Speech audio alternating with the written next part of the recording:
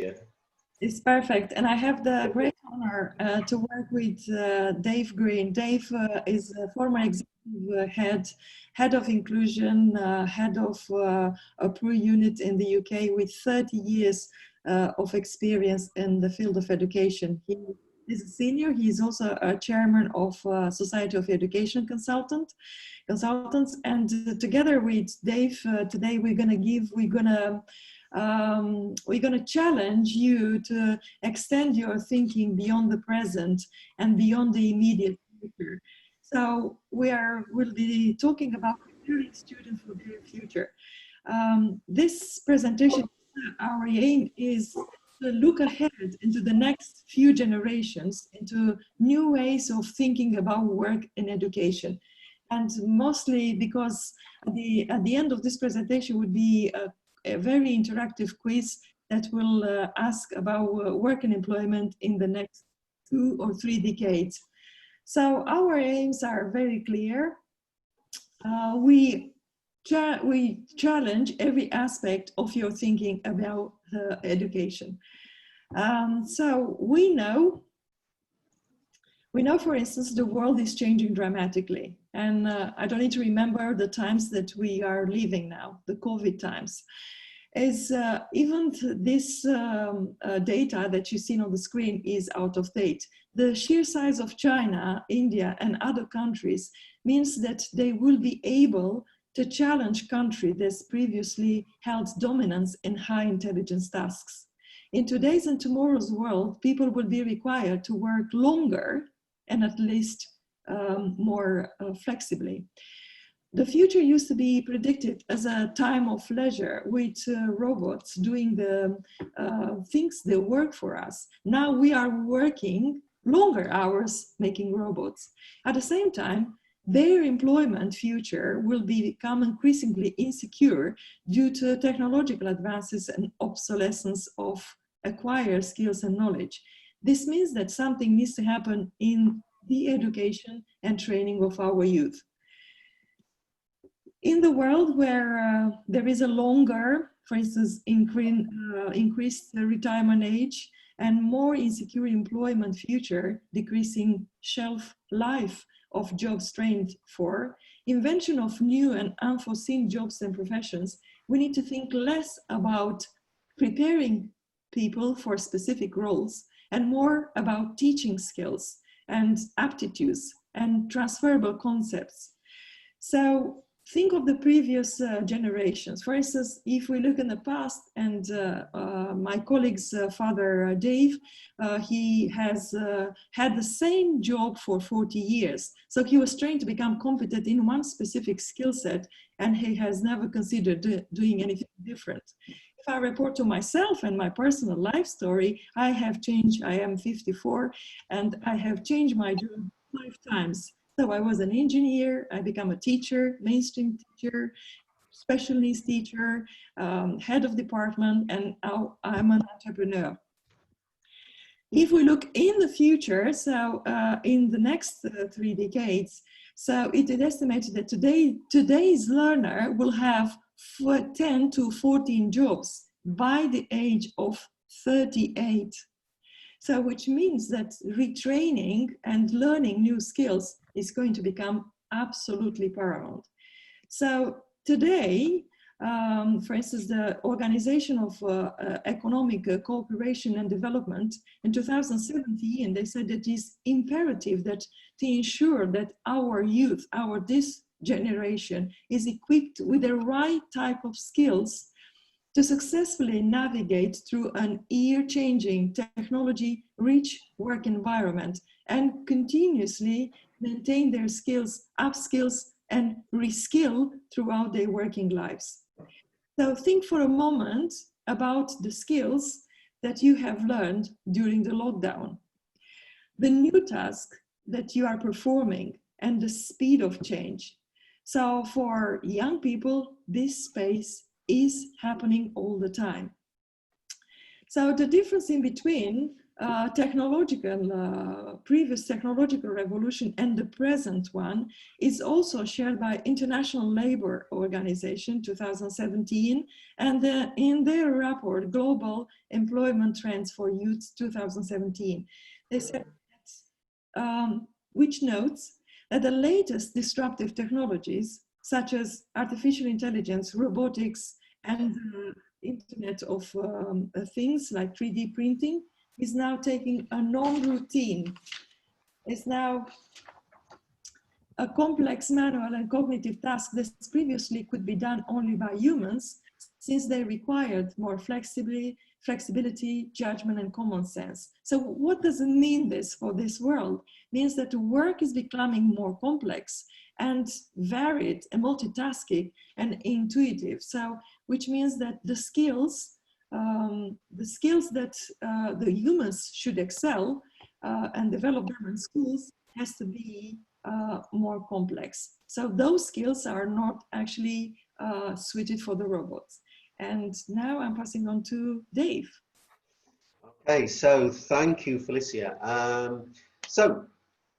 We've looked at the problems with predicting future skills, future education, future learning. This is an ongoing problem for us. Trying to predict the future is very, very difficult. Here, for example, we've got a model that was devised in 2009.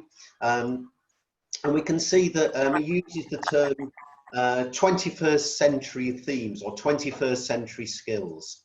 And that tends not to be used anymore. There's a preference now for talking about future-proof learning. And there's two reasons for this. One is that there is little consensus about what 21st century skills actually are. What do they mean? The second reason is that it's almost all of these 21st century skills. They're just repackaged skills that have been adapted from those skills already in use. So we tend to look to the future with reference to the present and the recent past, rather than completely rethinking what the future is. So 21st century skills, no. Future-proof learning, yeah, that's a kind of preference because it's ongoing. It's not fixed in a particular period in time. Okay, thank you. So we can see that we seem to only view the future by checking in with the past. This is a slightly more recent model here that you can see from around about 2016, World Economic Forum. But again, you can see by looking at this that it's a variation on what we already have. It's a little bit of the curriculum that we already have with a few things, a few concepts and ideas added on. And it's a little bit like those concepts of the future that people devised for children's encyclopedias in the 1950s, where the future looked a bit like the 1950s, but shinier. I'll look at an example of that in a minute. In fact, I'd go further and say that many of the skills talked about here in this model are simply skills that have been required and exhibited since we established communities in Mesopotamia, since we started cultivating grasses and grains. And some of them are not really skills at all. They're more just sort of traits or characteristics. Some say that the only real skills for the future are skills to do with information literacy, problem-solving skills and information management. Here we can see 2000 as viewed from 1950. It looks a little bit like 1950, just a little bit shinier. Okay, so up to and including the end of the 20th century, automation, computerization of jobs was primarily aimed at routine physical and cognitive tasks. And those are the tasks on the left-hand side of that model there, that simple graphic. But now in the predictable future, we're moving into this area through advances in computers, software, data analytics, machine learning. The trend is moving towards non-routine physical and cognitive tasks, which is on the right-hand side of that graphic there. So we're moving into, which is counterintuitive, but we're moving into a more variable, fluid world as we work alongside AI, as we work alongside computer technology. Okay, so Obsolescence. This is what we're talking about at the moment. Thank you. Moving in this direction, indeed. Obsolescence. What we've got here is 2010. We've got a list of 20 jobs that were predicted jobs for the future. Look at some of those we're kind of sort of almost doing already. There are 3 types of obsolescence. There's technical skills obsolescence, when a person simply loses their command of skills that they need for the job. There's economic skills obsolescence, when the job changes and people don't keep up. And there's perspectivistic obsolescence. And that's when a person's outdated views make them seem like a misfit in the job. We can see on this list here, it was only 10 years ago, some of them have been automated already, very possibly. And certainly COVID, the pandemic in recent months, has probably speeded up some of those jobs and brought them much closer to the present from the future. But there we go. You can maybe devise your own list of 20 jobs of the future. Thank you, Felicia. Okay. Virtual clutter organisation. How fascinating is that? And virtual lawyer. That'd be cheaper, maybe. Okay, so moving on. So a consequence of all of this is that educational policy needs to really look at almost a cyclical system of renewing and reinventing itself, because otherwise the past and the present are just going to keep catching up. There's a notion that's been put about that we need to, every 15 years, go through a cycle of renewing education across the world. We can see here this model.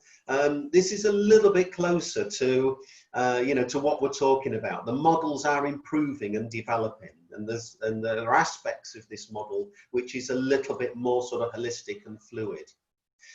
The 3-part cycle is where the first stage means taking care of the skills necessary to master the sort of immediate future.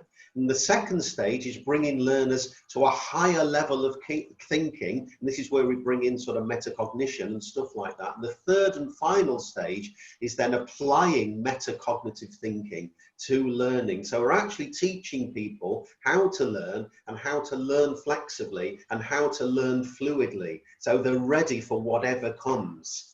And this is the cycle that we need to build into education. And it's about questioning everything that we have in education.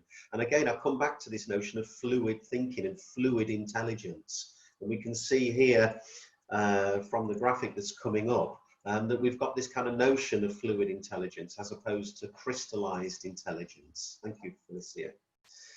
Okay. I've got 3 questions for you as Felicia brings this up as well. So here we've got, we're not saying that crystallized intelligence, facts and fixed stuff, we're not saying that that's completely obsolete. We're just saying that has no purpose unless it's aligned with fluid intelligence taking us forward. I've got 3 questions I'm going to return to in the conclusion at the end. One is, do we need a curriculum? Do we need subjects in schools anymore? The second question is, what does working alongside AI look like? And the third question is, what does fluid learning look like? I'm going to suggest some answers to that in a minute. Okay, so we were going to do, I'm trying to keep you awake here. So I'm going to show you some pictures and some jobs, some actual jobs that exist. I was going to do this as a poll, but it's a little bit time consuming. And then I was going to do it as a chat. So what I'm going to say to you is, if you're on screen, if your video is activated or you wish to do that, all I want you to do is to show a thumb like that, meaning I think this job will still be around in the next 20, 30, 50 years. This job we still need. And a thumb down means, no, that job's no use anymore. Humans won't be doing that kind of thing in 20, 30, 50 years time. All right, that's all you've got to do. Thumbs up, thumbs down. Okay, if you wish to participate, it'd be great if you did. Okay, are you ready? Awake? Brilliant. First one. Okay, so what we got here, a toy tester. This is a current job. There are people all over the world doing this. This is a person who tests toys. Is this going to be, or do we need humans to do this in 30 years time, 40 years time, or do we not? Give us a quick bit of feedback, some of you out there. Okay, thank you. We've got a few no's out there. Is technology going to do this for us? Okay. Oh, you're having a go at a poll? Yeah, I'm trying. Okay, but you don't, you know, it can be quite time consuming, the poll. All right. Let's move on to the next one, because I don't want to take up too much of your time. Toy tester, we've got lots of no's on that. Okay, deodorant tester. Factories employ these people. This is a real job, folks. The title's coming up as well. Deodorant tester, testing whether deodorants work. Okay, again, we've got lots of no's. Gavin's emphatically on no with that one. We will presumably devise technology, some people are thinking, to be able to analyse smells, and but you know, will they know whether they're friendly or useful for humans or pleasant for human beings? Who knows? Okay, let's try the next one. Just a second there, because it's quite interesting. The voting is going on, and then we have... Oh, is it? So people are doing the voting as well? Okay. Well, we've got lots of no's in the chat as well. People are saying no, no, no, no, no. We're not going to need deodorant testers. Okay. Now I'm going to share this one. So it's very interesting. So they share the results. Okay.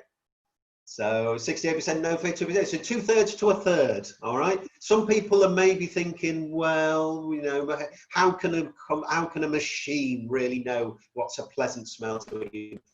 50 years we're talking about. Look how fast the world is changing. Let's look at the next one very quickly. These are all real jobs. Zookeeper.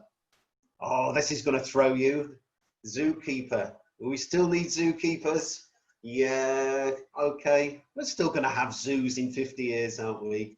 We're still going to have zoos. Very interesting what is voting. It's very interesting. So let me share the poll. Don't let me sway you, but we're going to...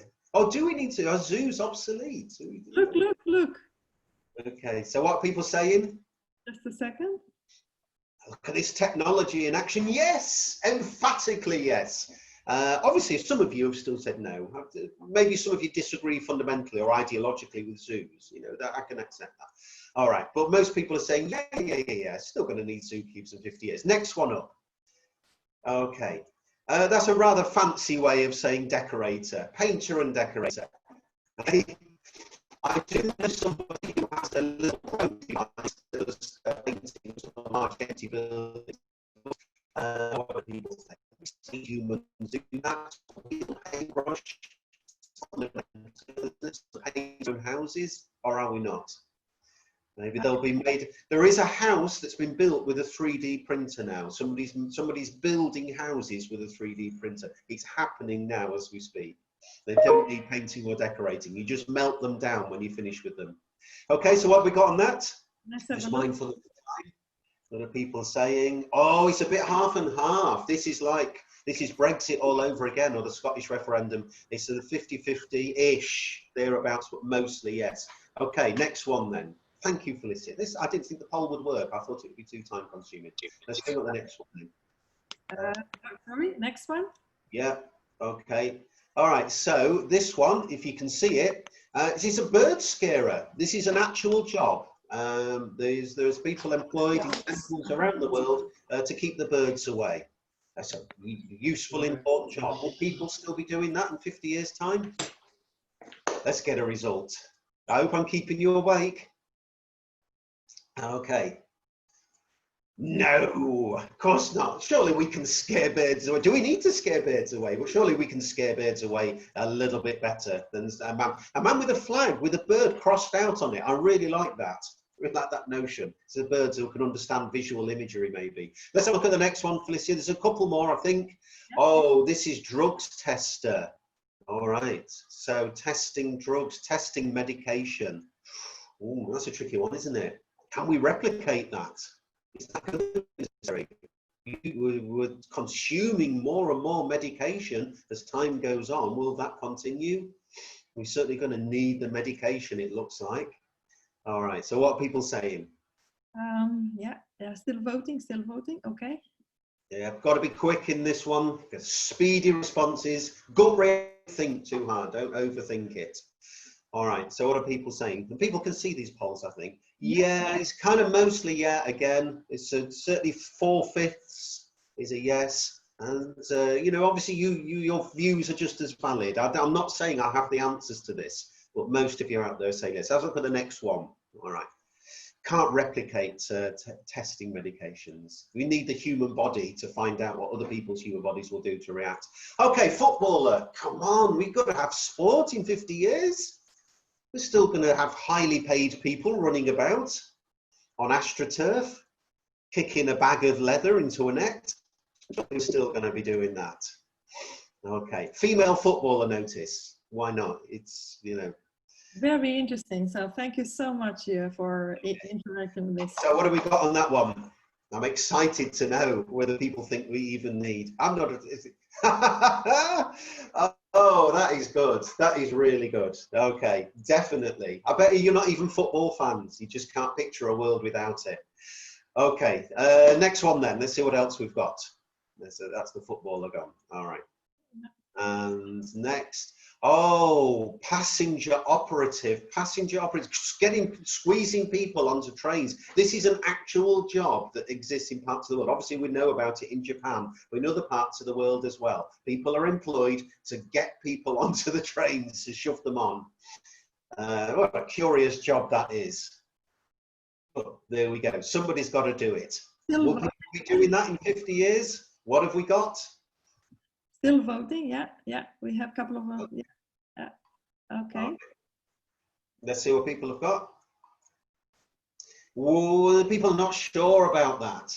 Can we have a big robotic arm shoving people on? Will that not work? Who knows? Transport systems. I don't know. It's a little bit towards 50-50. Let's try the next one. We're nearly there, folks. Thank you very much. All right. So. Oh, carpentry. Good old hands-on skills. Carpentry, engineering, making stuff. But surely we're going to need carpenters making things, shelves, wood stores. Or is it all going to become something very kind of technical and just mold them with printers then? Fake wood. Is that the future? What do people think? Okay, let's see what we've got. Yes! Oh, that's good news, because I like a bit of carpentry. You can't beat it. Even in 50 years' time, I'm still going to be hammering pieces of wood together. Okay, next one then. Yeah. See what we've got. Ah, restorer. I put this in because this is like restoring the past, bringing our physical history back to life. We still want to do that. We still want to preserve our history in the future. Will we be bothered anymore? Okay, so restorer of it's a very particular set of skills as well. You really got to know your stuff. What are people saying? Yes, of course.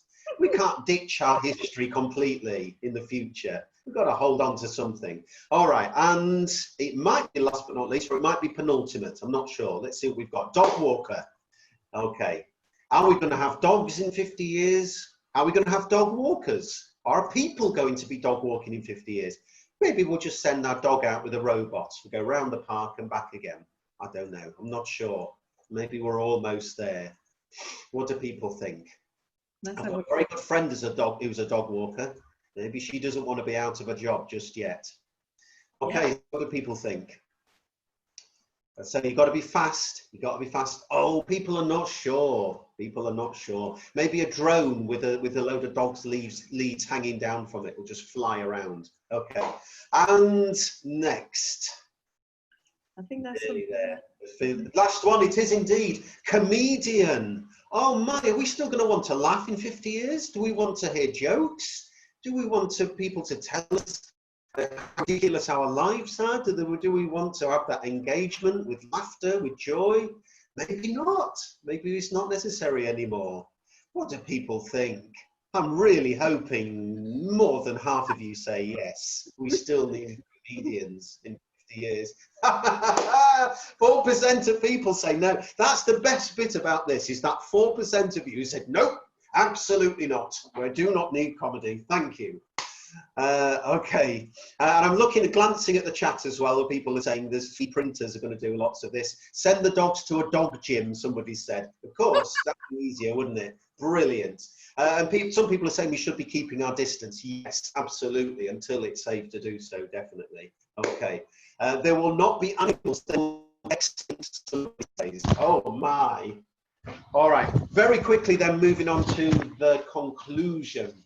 All right, so I asked 3 questions earlier on. Do we need a curriculum? How does working alongside AI look?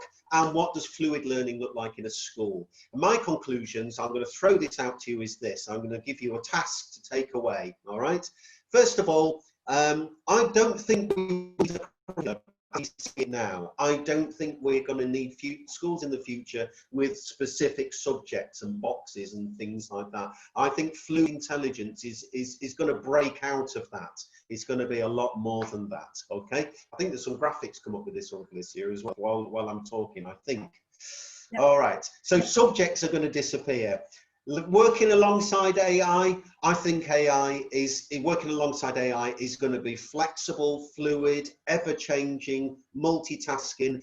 AI will maybe do some of the boring and routine stuff. We as humans will be doing the really variable, complex, ever-changing stuff. Okay.